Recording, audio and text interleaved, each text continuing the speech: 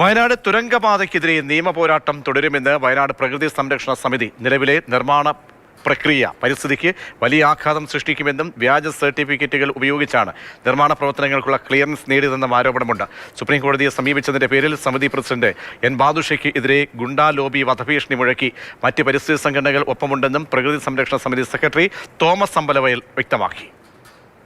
ഇതിൻ്റെ stage 1, stage 2 clearance മേടിച്ചിട്ടുള്ളത് വസ്തുതാപരമായ കള്ളത്തരങ്ങൾ മാത്രം എഴുതി പിടിപ്പിച്ച ചില റിപ്പോർട്ടുകളുടെ അടിസ്ഥാനത്തിലാണ്. എന്ത് വൃത്തികേടും ചെയ്യുന്ന, ഏത് വൃത്തികെട്ട ഭാഷയിലും സൈബർ ആക്രമണം നടത്തുന്ന ഒരു പറ്റം ആളുകൾ വയനാട് പ്രകൃതി സംരക്ഷണ സമിതിയുടെ പ്രസിഡന്റിനെതിരെ കൊലവിളിയും അതുപോലെ തന്നെ വീട്ടിൻ്റെ സ്വത്തിനും ജീവനും കുടുംബത്തിനുമൊക്കെ ഭയങ്കരമായ രീതിയിലുള്ള പ്രശ്നങ്ങൾ ഉണ്ടാക്കിക്കൊണ്ട് അദ്ദേഹത്തിൻ്റെ വീട്ടിലേക്ക് മാർച്ചും പ്രഖ്യാപിച്ചിരിക്കുകയാണ്. ഇത് ഒരു കാരണവശാലും അംഗീകരിക്കാവുന്ന ഒരു കാര്യമല്ല.